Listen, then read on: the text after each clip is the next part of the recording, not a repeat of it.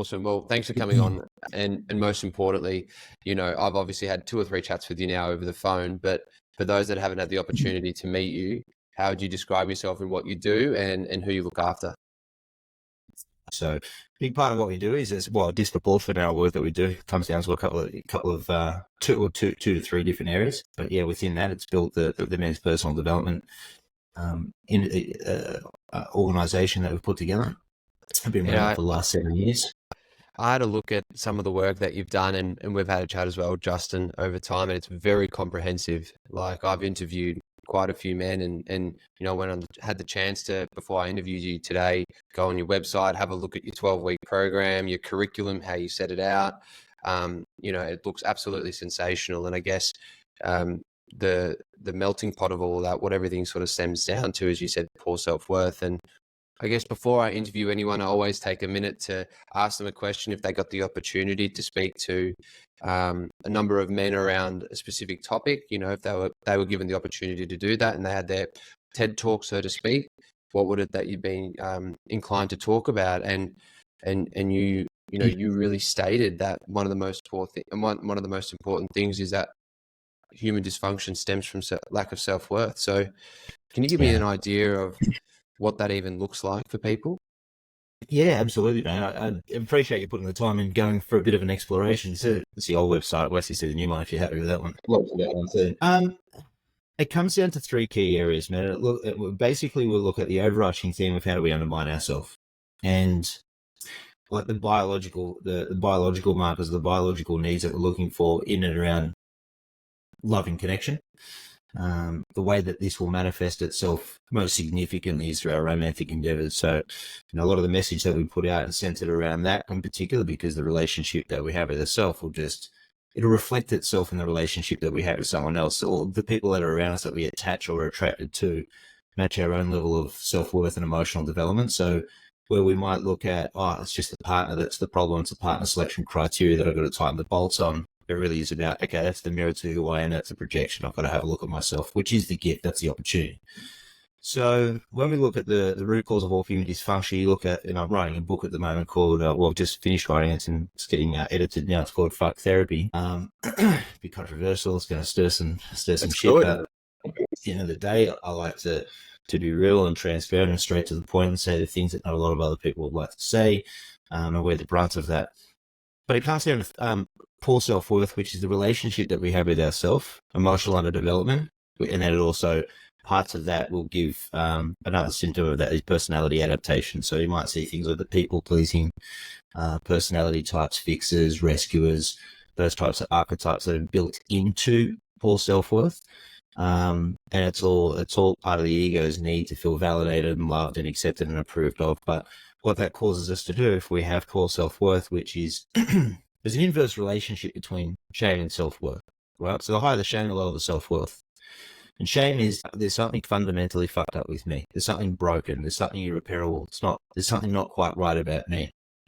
So when we hide those elements of ourselves, the parts of us that we shame, that we criticize, that we judge harshly, we try to hide those parts of ourselves in an attempt to hide it from other people. So if we bury that within ourselves, no one will be able to reveal that within ourselves. And if we have a deep-seated belief that we're fundamentally unlovable because we didn't get those needs met as an infant, the needs of love and attention and affection as an infant, and we grow up needing to hide those parts of ourselves and construct a facade, a person that we aren't truly.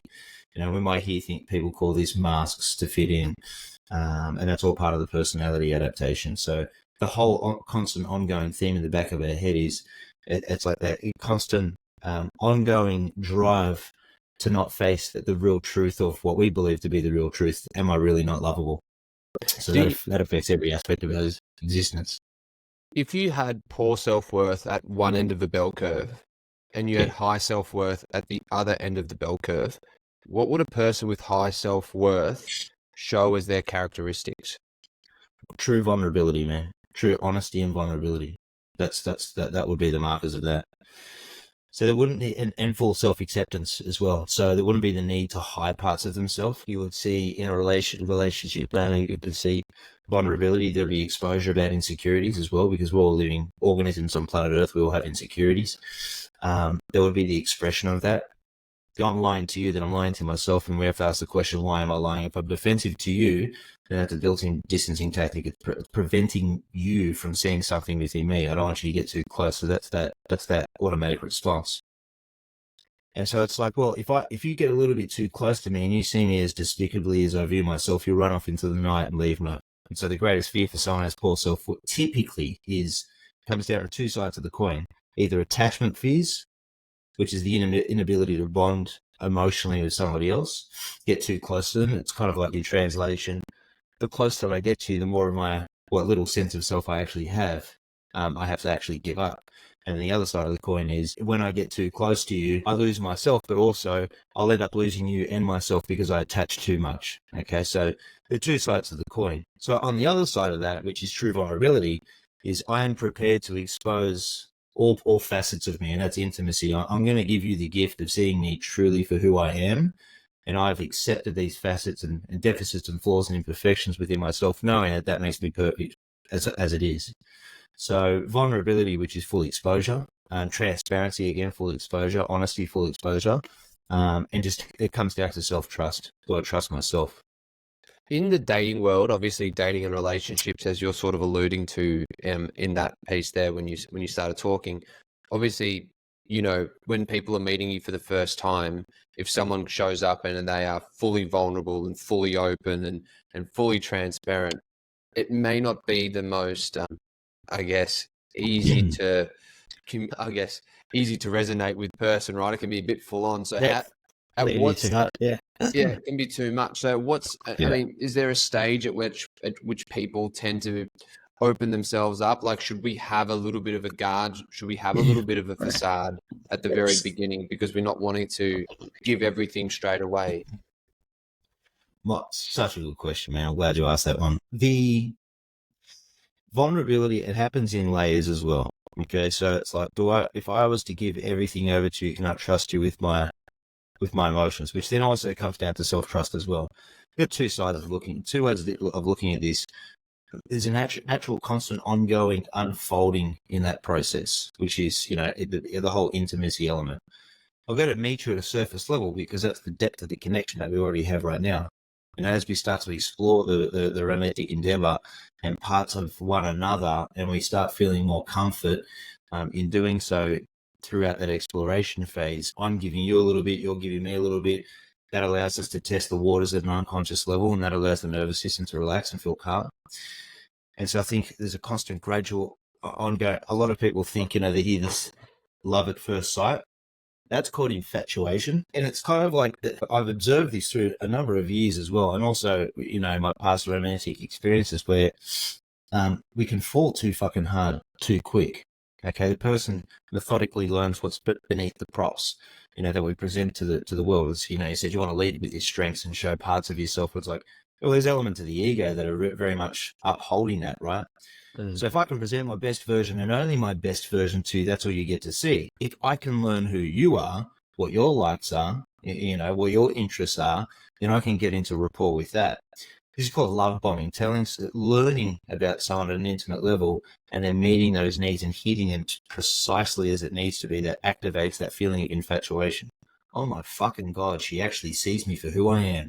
Oh my God, and this guy listens to me, of course. Okay, that it's a seduction strategy that people with self-worth issues will utilize at an unconscious level, not because they're sadistic and they want to derive pleasure from pain. It's because they're so fucking desperate to get those needs met that they never got as an infant.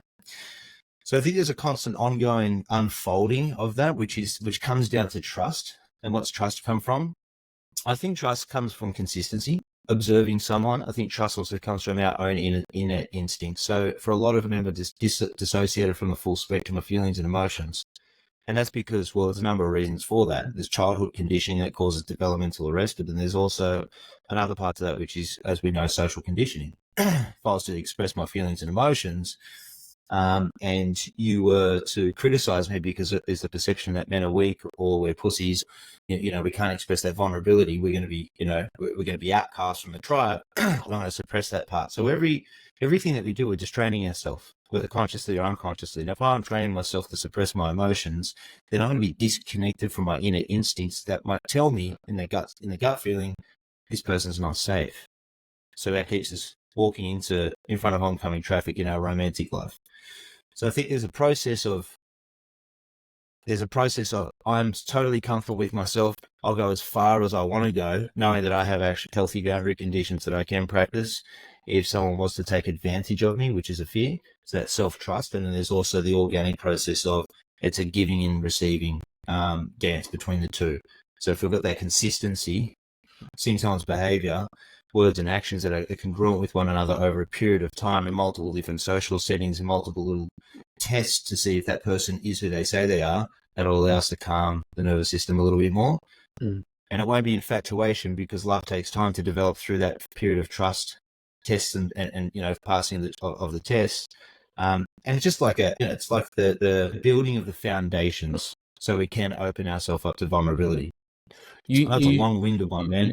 No, that's all good. I like the way that you describe the unfolding of slowly letting down layers of yourself, as it's almost like a bit of a dance. It's like you're getting to know each other, Yeah. you're starting to unfold, and I think by doing that, that's a great way to organically take time to meet someone.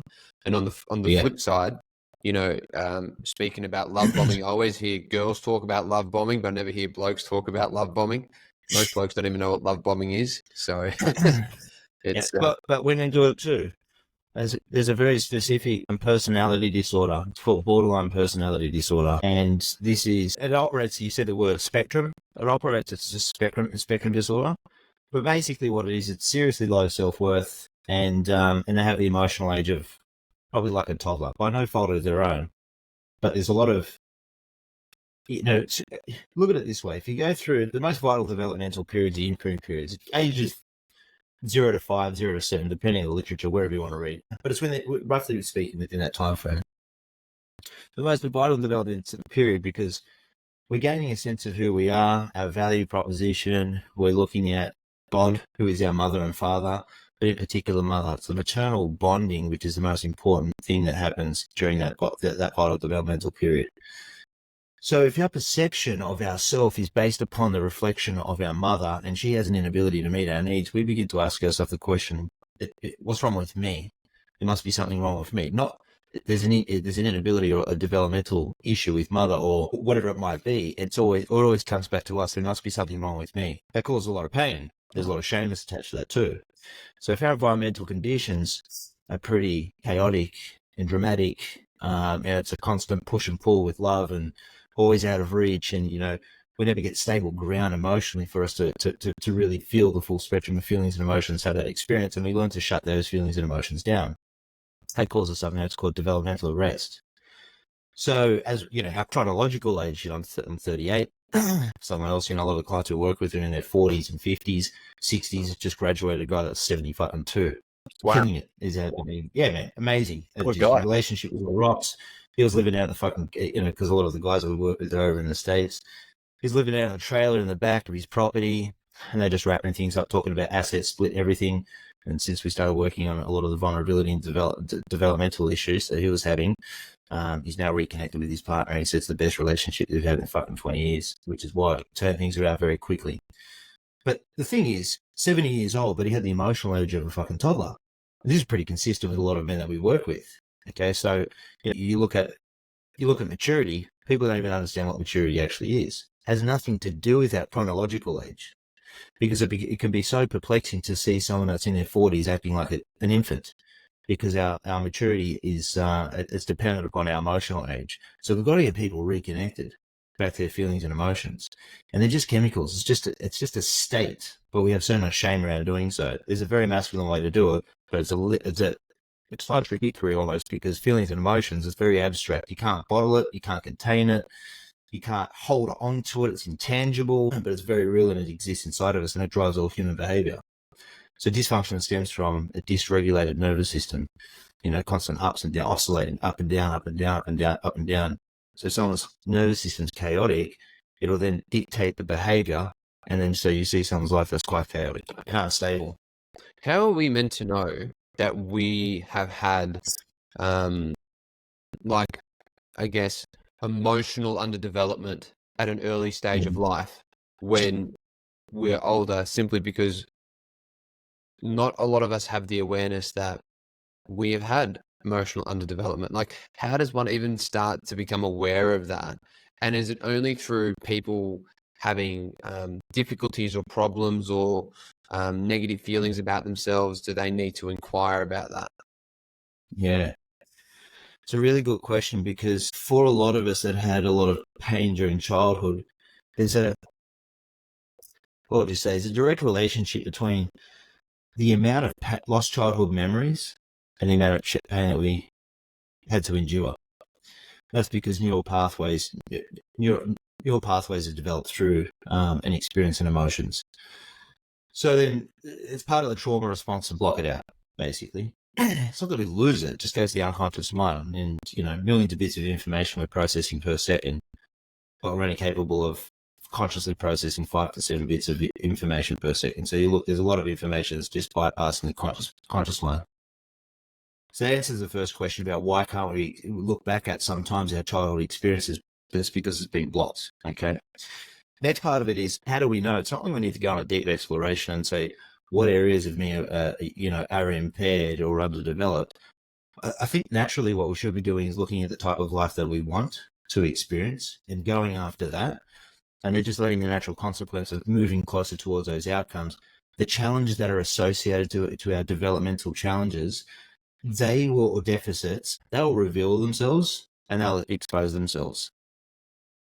But the easiest and most clearest way for us to identify if we have these challenges is through our romantic relationships, because we're just trying to coexist and get along. As you said, there's a bit of a dance that's happening there. You've got your opinion, they've got their opinions, and it exposes things like entitlement issues. There's two sides of the coin of everything. It's just the law of polarity, the contrast frame, which is two people who have self-worth issues. One's a giver, one's a taker. One doesn't feel worthy and deserving of receiving, so they overcompensate through what they want back in return by giving a lot, okay, overextending themselves, agreeing to things they don't genuinely agree with, the typical sort of people pleaser trait, which is the projection of what they want back in return. But they're giving to someone who can only take. Now that confirms their original beliefs are not good enough, because the person doesn't actually receive. In order for us to experience gratitude, we have to be able to receive. And if we've got a receiving block because we don't believe we're worthy and deserving of receiving, then we're going to block it all out. So even if the giver, which is the person who has an overset of entitlement, like I'm deserving of everything and I don't have to lift a damn fucking finger, that maintains that interplay. So the other person gets fed through their narcissistic supply, which is I keep demanding and I keep giving, and that feeds their sense of that narcissistic supply. And the other person has got seriously self-worth deficits as well, which is it doesn't matter what I give, it's never enough. Have a look at that interplay, and that tells you something that exposes at those deficits. Can I just ask that question? Not ask a question, but I just want to double down on what you just said. So if you've got someone that's a giver and someone that's a receiver, both coming from a position of having low self-worth, the person that's receiving and not giving back, are you saying they're the ones that have the more narcissistic qualities, or the one that's giving, expecting to receive, but doesn't receive, has the narcissistic qualities? The giver is the one that also has narcissistic injury too. Okay, because they're usually a fixer rescuer as well, which is they have this belief inside of themselves that they are omnipotent. It's like, I could make this person happy, and it's like, well, no, you can't. I can fix and rescue these persons. No, you fucking can't. Mm-hmm. So wherever there's a giver and taker, so let's not. What we can't do is get confused to the difference between receiving and taking. The taker is like standing over the top of a well with a hose and then trying to fill it up when it's got breaks and fractures down the bottom of it. You're going to be standing there and you're never going to be able to fill it up. But because they can't actually receive. They don't feel worthy of receiving, okay? Therefore, they take. So it's like they're never feeling nourished. Doesn't matter what you give them, it's never enough. They can't receive because if they were genuinely could receive, they would feel that had an experience of gratitude and appreciation, which is amputated through that self-worth deficit. It's like those states that are highly rewarding for a lot of us, gratitude and appreciation, that can only happen when someone has the ability to receive. But if I give something to you, say for example, Steve, and you say, "What a fucking lovely gesture. Appreciate that, brother." Far out. That made me feel so. That makes me feel good by knowing that you've received it. And naturally, as a consequence of you feeling gratitude from that experience in exchange, you would have this feeling of not a I need to, but I want to. I want to give back to you and make you feel as good as you've made me feel, and as valuable as me. That's called reciprocity. So there's an exchange of giving and receiving. It's a dance between the two. Yeah. When you've got someone that's constantly giving, they're always in a state of scarcity, and the person who's taking they're just taking, but it's never filling them up because they can't receive.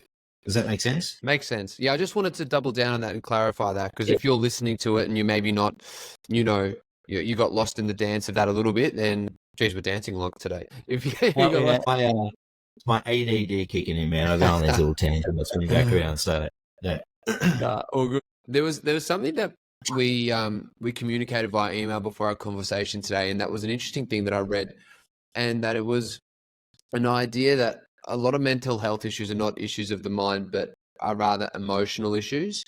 And I found that really fucking interesting because, we hear a lot about mental health pandemic, this, that, and the other. And I think this probably will have something about when you talk about fuck therapy and when your book comes out. But I'd love I'd love to be able to sort of pick your brain around, one, the mental health issue, and two, how is it that we can start to peel back the layers on that and start to get down to the deeper emotions that foster those, I guess, current traits of mental health being a problem? The first thing that I would like to talk about on this particular topic is we hear the mental health industry. People who have a dysregulated nervous system that are emotionally underdeveloped are usually quite fucking bright. They don't have any issues cognitively, understanding concepts, ideas. In fact, they're too much in their head. They're constantly hyperanalyzing their feelings and emotions because we think if we can attach a meaning to the way that I feel, if we can attach a name or a face or something external to us, then it gives us a sense of control. So a lot of people are quite hypervigilant. When they've got emotional issues, they try to intellectually understand the emotions. Okay, it's kind of like, that's like, because you're having a heart attack and a brain surgeon is trying to perform open heart surgery. There's two different, there's a profession for the mental side of things, and there's a professional for the emotional side of things. Psychologists in the psychotherapeutic arena, they're constantly teaching their patients to hyperanalyze their feelings and emotions. These people have done that their entire fucking life. Yeah. They don't need to understand their emotions. They just need to learn how to fucking feel them. Now, the thing is, when we're feeling our emotions, what's happening is we can't feel something that we have shame around. So we have to reduce the shame around feelings and emotions, which means we have to get to a place. The antidote to that is self-acceptance.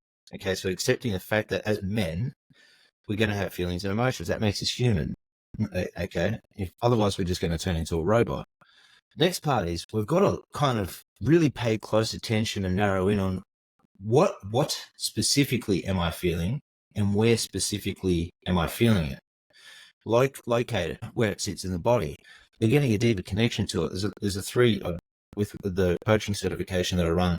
There's 3 different layers to this, and sometimes it takes us it could take us 6 months to get someone fully emotionally associated. It's a fucking significant amount of work to get into that club. And I've actually worked with licensed clinicians, psychologists that have come to me to help them with their patients as well, in and around their techniques. So people who have emotional underdevelopment, which is suppression or underdeveloped feelings and the emotional muscle, they go into their head, and you see really smart, bright people do this. They do it a lot, and they think you can't outsmart our emotions. So people who have emotional issues rarely have mental issues. It's just the emotion that influences the thoughts. And then you hear this, toxic positive, trying to think positively. It's like, you can't try to outsmart your emotions. If you've got trauma that's sitting in the cellular structure in the body, it needs to be released. So when you're feeling your emotions and you actually have you're courageous enough to express them, then you're releasing that energy from the cells in the body. Something's, then you get a chance to actually fill it up with lighter, positive emotions. Whilst you're feeling emotions, simultaneously you're growing emotionally. But you got to think about it, because we've shut down feelings and emotions at a young age due to a lot of pain. Then we've got to reconnect with that part of ourselves.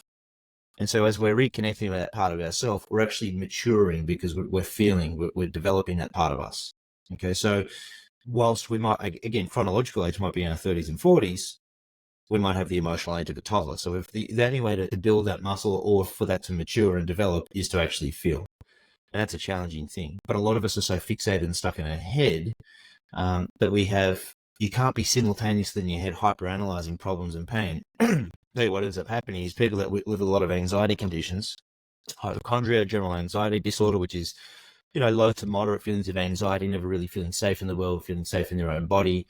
Not post-traumatic stress disorder, that's still categorized as a anxiety condition as well. Obsessive compulsive disorder. What we end up doing at an unconscious level, this is a really intelligent mechanism that kicks in. We hyperfixate on something. That isn't actually a problem. Okay, you heard of phantom illnesses before? Yeah, 100%. I'm a podiatrist, so I deal with health and physical problems all the time. There you go. There you go. And so a lot of the conditions that you'll deal with is called secondary gain. They're maintaining a harmful life condition because there's a payoff for it. So if they've got physical pain in the body, they may not actually have an issue. You probably look at a lot of people and go, fucking nothing structurally here. What's going on?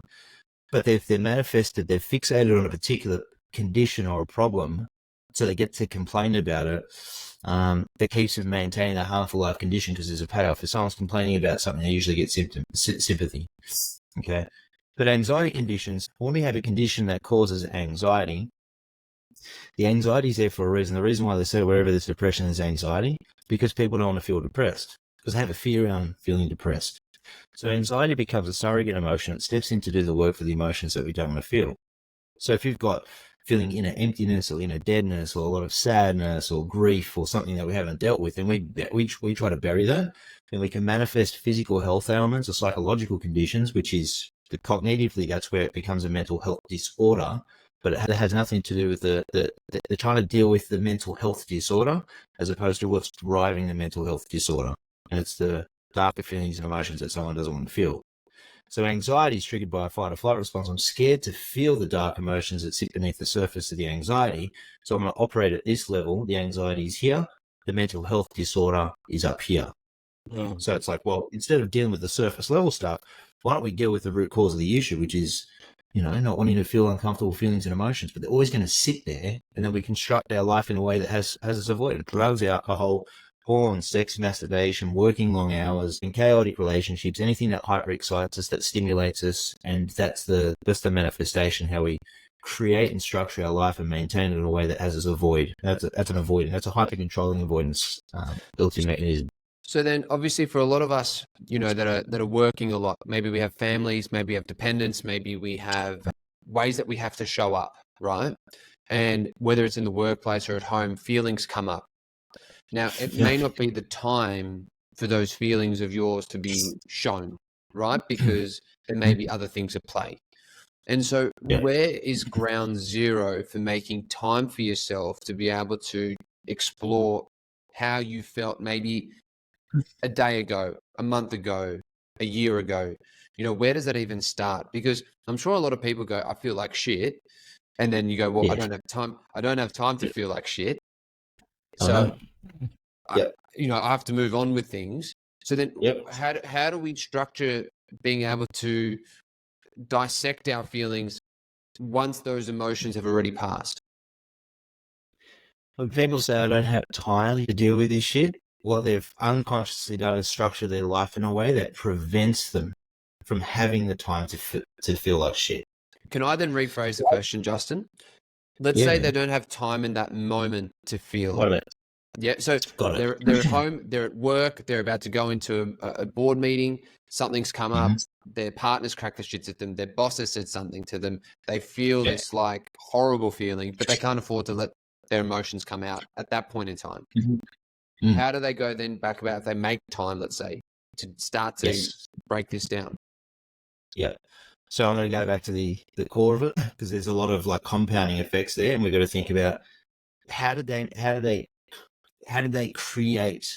It's not like I don't want to talk about this. So how did they fucking manifest this stuff? But how have they? Who are they being that's allowed these situations to occur where they're constantly getting smashed around from everything in life? That's one part of the equation. The other part of it, answering your question directly, is we can't genuinely. It's difficult to manufacture emotions without being in the trigger.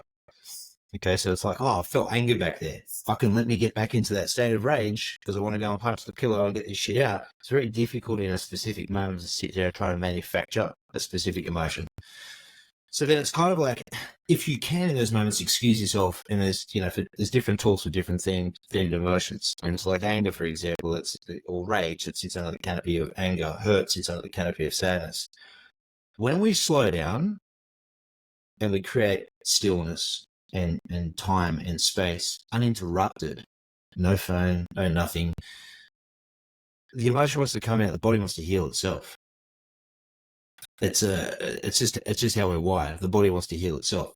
So if we can stay out of our head with all the analytics and the mental masturbation, the rehearsal of what happened or what might happen, or all those types of things, if we stay out of our head, we will feel what's supposed to come up. And that's very scary for a lot of people. People have difficulty with time and space and stillness because of that reason, because we slow down to the pace of our feelings and emotions.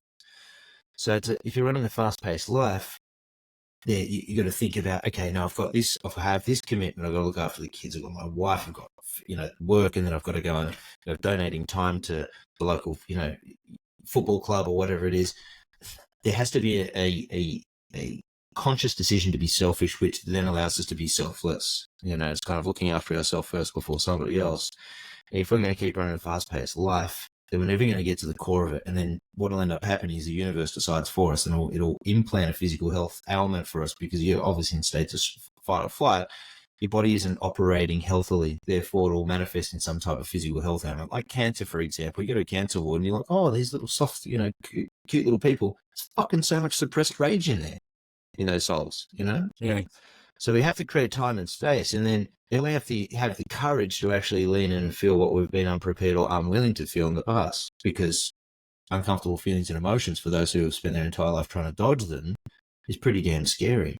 And I think it's important to have someone that is there that we can call on, create a dependent relationship on them, so that we can actually feel safety in exploring that part of us, and giving real tools and strategies by someone who's a professional in that industry that has got a proven track record. And I would not be going to a clinical psychologist for this type of work, because it'll work against you. They're just going to keep you doing the same thing that you do over and over and over again. Now, you've got integrated therapists, which, bring in different modalities of treatment. They're the ones that will probably end up deregistering themselves because they actually have integrity. And this is pretty harsh to say, but there's a lot of people that want to help people. They haven't walked down the path themselves in order to know what truly is needed in order to heal the human body. So there's an element of healing, but I also like to call it reprogramming, because no one wants to think that they're fucking wounded, but sometimes, we're probably banged up. We're all are, myself included. Yep. Talking about yourself, obviously you've gotten to the way that you have now through your own journey. I mean, for people to get perspective of why you are the way you are, why you're doing the work you're doing, where's that started for you, Justin? I think about 5 or 6 years old, when I went to my first psychologist appointment, where I got diagnosed with ADHD. I was a wild little kid, energetic and creative. So I put in gymnastics, where it performed quite well. I think at the age of 7 or 8, I was put in the elite program, started training 30 hours a week. Started getting panic attacks, anxiety, depression at that age. I didn't realise what it was. I was an antisocial kid at school. Naughty kid at the back of the class, being disruptive. But looking back at it, mate, all I really wanted was attention. That was my way of doing it. Even bad attention was still attention, which is a good thing for a kid. And so I think that was my way of doing it. Gymnastics burnt me out, man. I think psychologically and emotionally burnt me out. There's a lot of pressure in where I was, any elite sport, at elite level at any sport, there's a lot of pressure to perform, and so no one really gives a fuck about your needs. No one really considers how you're feeling on the day. It's like you're a robot. You're here to get a result, and that's that. So I think one thing was, it's good because it's got a lot of discipline and tenacity in me, but then also it's I had to work really hard on softness, and still working on that part, But yeah, 16, 17 years old, struggled with suicidal ideation, multiple panic attacks per day. Things got pretty bad. And then I started putting myself through therapy. And, through that time, I got to like my 4th psychologist, and I realized I'm just repeating myself, and I started to think, maybe I'm fundamentally flawed myself. This is something that is irreparable. This is just how things are going to be forever. The only relief I found was the consideration of my actually being on the planet. I never sat down and put a plan in place or open up an Excel spreadsheet about different plans to wrap things up. But it was a very real concern. It's what gave me relief. And so that was a part of me that thought, no, I've got to choose option B here and find another way. But it was about 17 years old. My depression would usually kick in when I start feeling quite depressed. It would kick in when I was about 4 o'clock in the afternoon, when the sun would go down. Anxiety would be really high in the morning, and then depression would be really, really high in the afternoon. I was anxious because I was about to feel depressed, at an unconscious level. Now, it kind of fits into what I said. But I had a lot of hypochondria, and I used to go to doctors. I'd get third opinions, not even second opinion, third opinions in the same day. Yeah. A lot of friends where I was going because I had a lot of shame that I was like looking into this thing. A part of me knew that this was all bullshit, and I was shaming myself for what I was doing, but then also I had to hide it from other people too. But I was just so in deep fear because I thought I had fucking schizophrenia. So much in my head. I was having all these panic attacks. I felt like I was going crazy. These running fast-paced thoughts. I had stomach pains. I looked them up. I'm like, I've got moments to live. I had cancer, People will tell you that. So there was one afternoon, so you had this stress there, this compound effect. Sooner or later, your body will make the decision for you. I was walked into my room, and I just collapsed on my bed, man. I grabbed my pillow and I screamed into my pillow, and then just started punching my bed, screaming.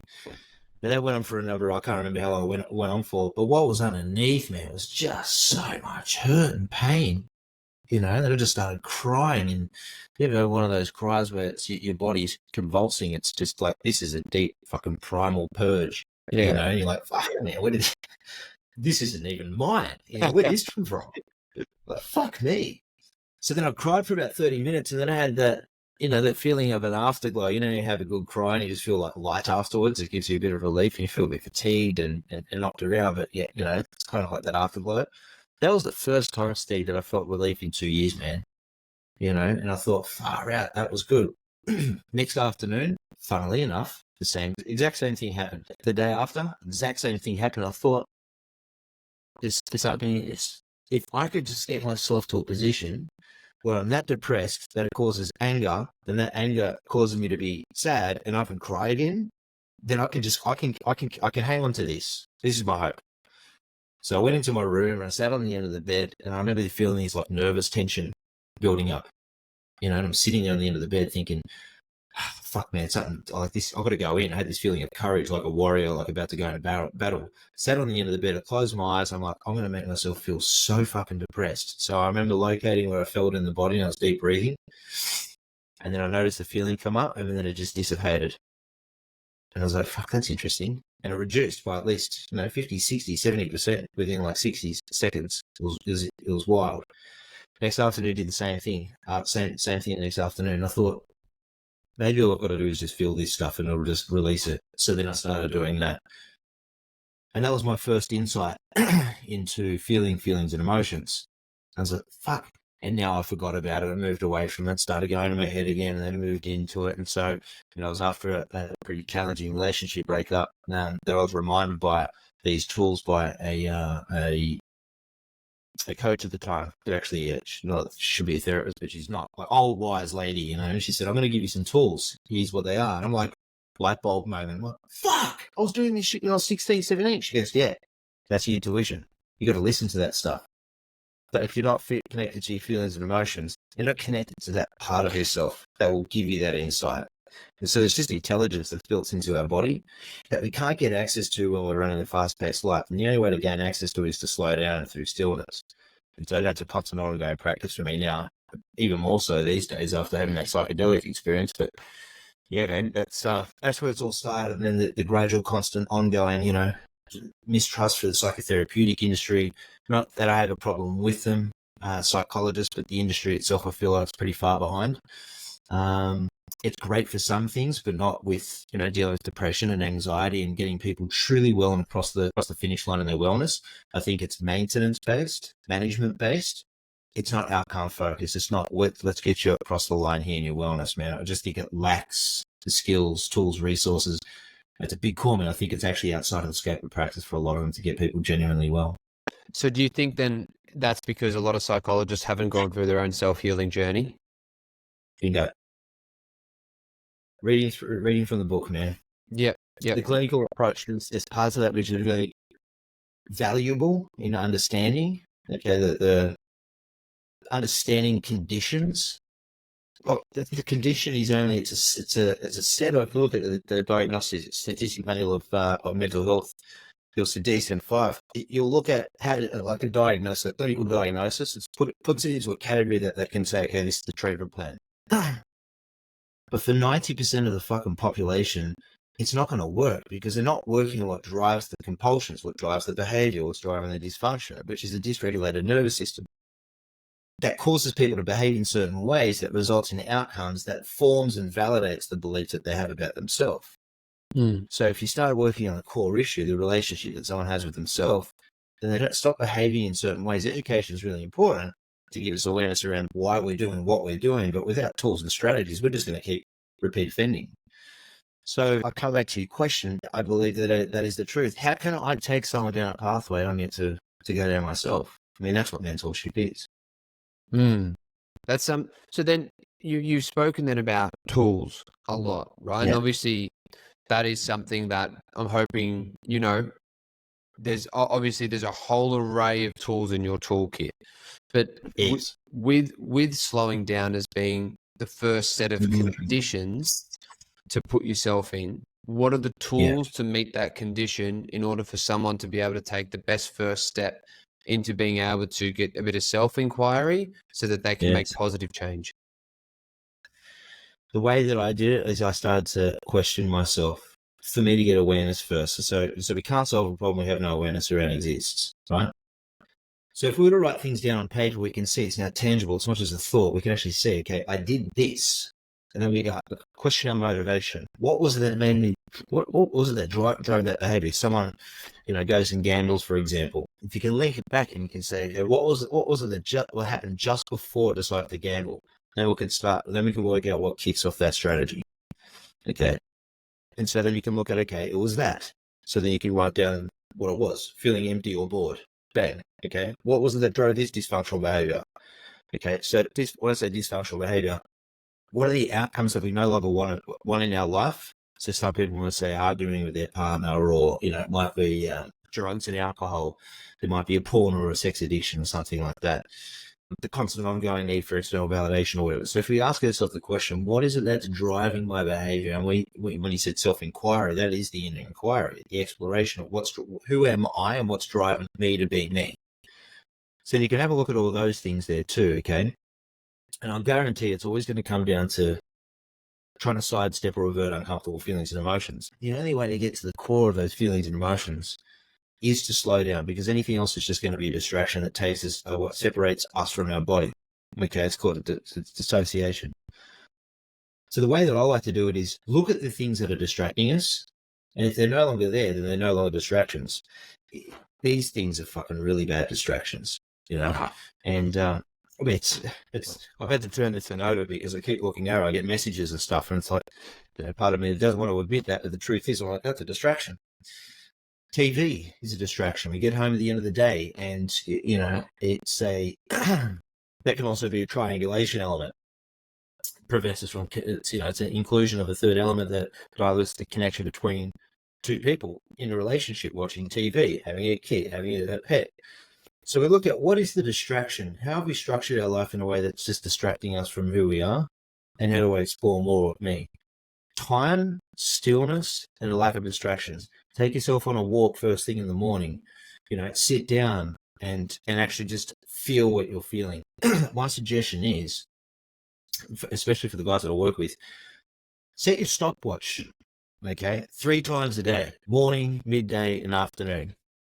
120 seconds, that's all you need, just to get started with. We're now learning to reprogram. We're now learning to train a muscle that's relatively untrained. We're now connecting to a part of ourselves that we've been disconnected from.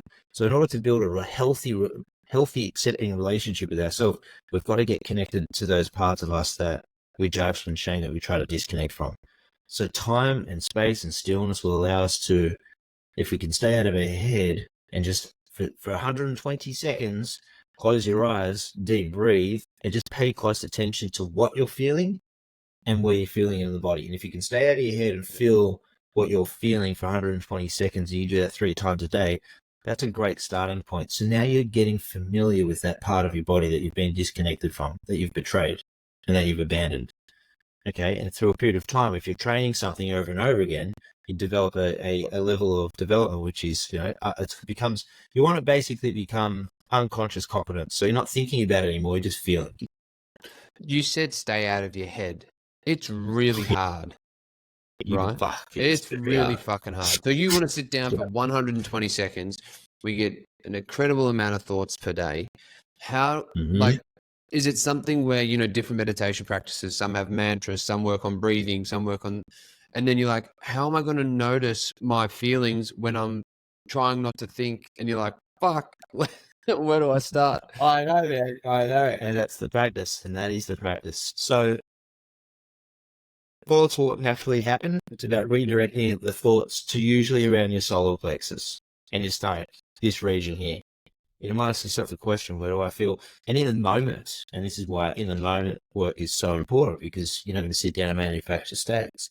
But in the moment, you might sit there, like something happens as a trigger with your partner, and you say, for men, they're triggered or whatever. They want to walk out of the room and just go for a walk, well, that's not going to help your partner because she's feeling abandoned. And so that's not helpful. She's just going to shut down. She doesn't have that emotional safety. So we can actually sit there and say, listen, sitting in a bit of a trigger at the moment. I am coming back and taking myself away just to feel what's coming out for me.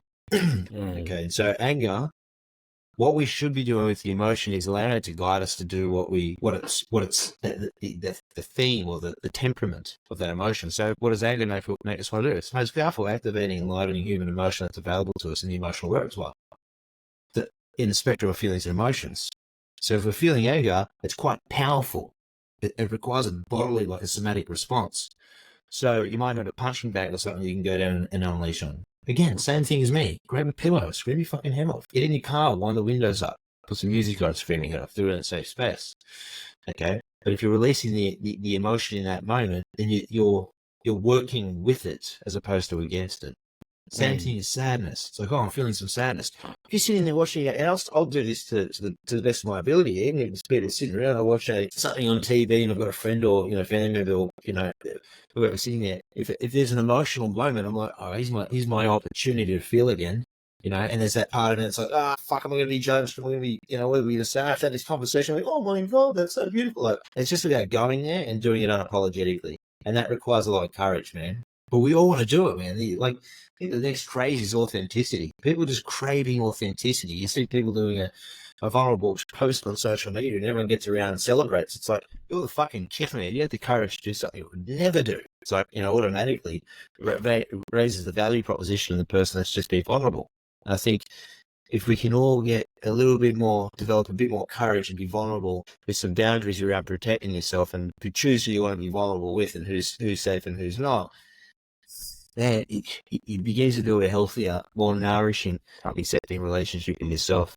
Yeah, that's I think that was really well articulated. Obviously, being able to be vulnerable, be authentic, but also having some nice, well set boundaries that allow you to do that in, as you said earlier on in our conversation, in stages, depending on who you're with. Yeah, for sure. I want to get on to just one more thing. I know that I haven't got all the time in the world with you today, so I just want to get back. I just want to get onto one thing, which is and around the thoughts is around rumination. And people, when they want to live an exciting life moving forward, they know this is the way that they need to move forward.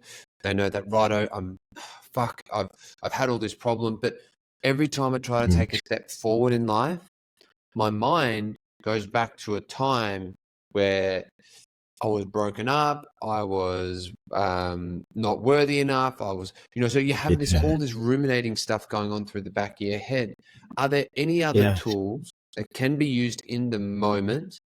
Like, let's say I'm on a date, right? You're a good-looking guy, Justin, but I go the other way. So let's say it's a girl on the other side, and then as I'm talking, all this shit starts flooding back. Can I do anything in the moment to be able to help with that sort of anchor ruminating problem that a lot of people get? No, I like it. I'm not going to like it. The highest level thing that we can do in that moment. Yeah. Let's use that example there. Sure. You might feel this because women will feel it. They've got a greater ability to connect with that sixth sense. Like something's just gone along with the whole day was going really well, and then he just went all quiet and shut down. It's likely for them to, and we'll just roll with this example because there's millions of examples, but because of this one, I think it's a really important one for men. Instead of us getting caught up in our head thinking, oh, fuck, what should I say next? Or, oh, I've got a fear around this, or I'm going to get exposed that way. It's a moment of opportunity, which is, look, this is pretty uncomfortable for me to share, but something from my past has actually just come up and triggered me. I really wasn't expecting it, but it's happened right here. Are you okay for sharing what's going on? I just don't want you to feel like I've shut down, and I certainly don't want to shut down. So I'm going to practice of vulnerability. Is it okay if I share with you what's happening? Or give her an opportunity. If she's strong enough and capable and developed enough, she'll sit there and it'll be quite endearing for her. It might be a bit confronting depending on what you share, but something you said there reminded me of a time for this, and this, and this is what's come up for me. This is the meaning that I'm giving it. And I just want to not necessarily need to explore. I don't need confirmation, I need validation or anything like that. Just in this moment, I'm looking to overcome. I'm looking for opportunities where they do present themselves to change the way that I've responded in any given moment, because I'm pursuing health and wellness. And I know that this might be a block in the past if I don't. I'm also aware that if I was to shut down, that you might also feel a little bit uncomfortable as well. So by me sharing this, it allows you to understand what's going on inside of me. I'm not asking for a solution or anything like that. But I just wanted to speak into it in this moment, just to give you some insight into it around what's going on. Doing that releases everything, because you're not having to hide it, you're not having to lie and alter and adjust your behavior to try and hide the thing. You're just exposing the thing. Okay, so that's an immediate pattern interrupt. And then what we do is, because we're behaving in a different way, it's simple cause and effect. If I keep doing the same thing, I keep getting the same outcome. It's like, well, fuck, I've got to do something different here. So you look at, taking that approach and shining a light and illuminating the pain, the trigger, the discomfort, then allows the other person to see truly who you are. And human beings, as I said, everyone wants vulnerability. If I meet you in vulnerability, you're going to want to meet me in vulnerability. If I meet you with ego, you're going to want to meet me with ego. If I'm defensive to you, you're just going to get defensive with me. So if we start leading with the way that we want others to respond, at least give everybody else an opportunity to see our authenticity. And then from there, you start to change and interrupt the patterns. It requires a lot of fucking courage. It certainly requires does. a lot of balls. Dude, a lot, man. A lot. Wow. And even for myself, and even having these conversations. But man, that is the answer is in vulnerability. The answer is exposing the truth. Otherwise, we're hiding it, and then we're structuring our personality to deflect, lie, make shit up, adjustments, excuses, reasons, and or we could just go straight to the core and go fuck and name it. This is so uncomfortable for me to do this. No, I'm about to do something that's super vulnerable. And my hope is you're able to receive it. And if not, that's okay. We explore that together. But this is what's truthfully coming up for me. And we can't apologize for what's happened to us in the past, because, some things, certainly, especially during childhood, did we have a fucking choice? No, it happened to us, but now we're adults, we get choice. So we can't be on the receiving end. We can't be on the effect side of cause and effect. We have to be empowered. And part of that is having the courage to go into something that's very uncomfortable and vulnerable for us. So, if I do something different, I get a different outcome. And if we do that thousands of times, we get thousands of different outcomes. Those outcomes are evidence. So, well, who wins at court? The person who has the most amount of evidence. So if we behave in different ways to different outcomes, that starts to challenge the original beliefs, because we're now no longer who we used to be. We're behaving in different ways. It's changing the game. Yeah, that's cool. I like the idea that, if you do share something and you eloquently put it in a way which is like, look, this is coming up. I don't want to seem like I'm absent. This is what's on my mind. Do you mind if I share it really quickly? And then we can get back onto, talking about how good wine is. Then, and you'd be amazed at what those conversations, what opens up for me. And that for me, that's true intimacy. Those moments there. And if you can practice, it's so fucking freeing, but so scary before you do it. Yeah.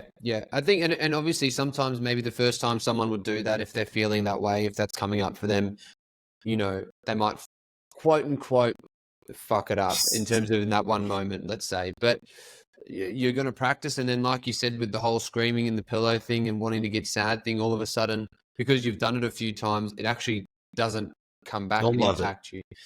And You so want to normalize it. you don't repeat that behavior. To end our The other conversation, thing, is there anything? the other, Sorry, you go. the last part on that, because I think that might be a high level thing for someone to do if they haven't actually expressed themselves at that level before. If they do shut down in a moment like that, you're under no obligation to speak into it at the moment. In that moment, take yourself away and explore it a little bit first. Fucking, this is what happened. Write it down. What was said? What was my bodily response like? What came up for me? What are my thoughts? How did I feel? And then just say, look, it might be a text message, it might be a phone call. I just want you to know what happened there. I don't know if you felt it, but this is what happened for me, and I just want to share it, just so you're not taking offense to it or thinking it was you. I actually really enjoyed the time I spent together. This is what happened to me. This is my ownership piece. So that was that last part that I want to add in there. That might be a bit easier. Yeah. No, that's good. And I Yeah. think it's also realistic for some people, because some people won't have the first step is just going to be able to talk like that. Yeah. Massively. Yeah. I wanted to wrap up by asking you, is there anything in this conversation today that we haven't spoken about, Justin, that you think is really important to talk about in this sphere? I mean, we can always do it in a separate conversation. I'm also weary of time for you because of the meetings that you have throughout the day, but wanted to give that question to you. Mate, there's so much that we could go through. We might need to do a part 2. Let's do a part 2. But I want to say thank you for coming on. Now, for those that want to get in touch with you personally, obviously, most of my listeners now are men. My social media are men, and some of them may have been really intrigued by the work that you have done on yourself, and now with, I don't know how many men, but probably thousands of men now easily. How can they find you? What's your website? And how can they get in touch? Best place to go would be mensdevelopmentacademy.com. You have all available to lots of different resources, personality profile testing, blogs, videos, assessments, all sorts of stuff. Free courses. When the book comes out, it's going to be a free course that's attached to that to teach how to implement the tools and strategies, resources, everything that I teach. You're not going to get everything I teach, but I'm going to give you some really powerful life-altering stuff. But yeah, mensdevelopmentacademy.com, and there's going to be opportunities there to reach out, and lots of low-cost things too for those who can't afford it. But then we've got, we're not cheap as well. No, absolutely, mate. Well, thank you for coming on. Right, it's been absolutely awesome speaking to you, and I'll leave all those notes in the show notes. Glad you, mate. Thanks for having me on. Appreciate that. If you can just stay on for a second.